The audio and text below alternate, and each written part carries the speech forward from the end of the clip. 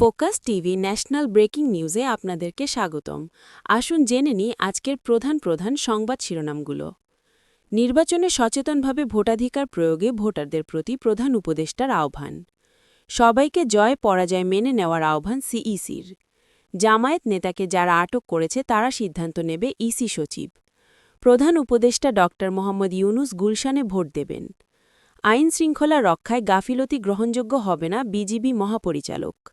যারা কেন্দ্র দখলের চেষ্টা করবে তারাই ঝুঁকিতে আছে র্যাব মহাপরিচালক। ৫০ লাখ নয় বৈধ খাত দেখাতে পারলে ৫ কোটি টাকা বহনেও বাধা নেই ইসি।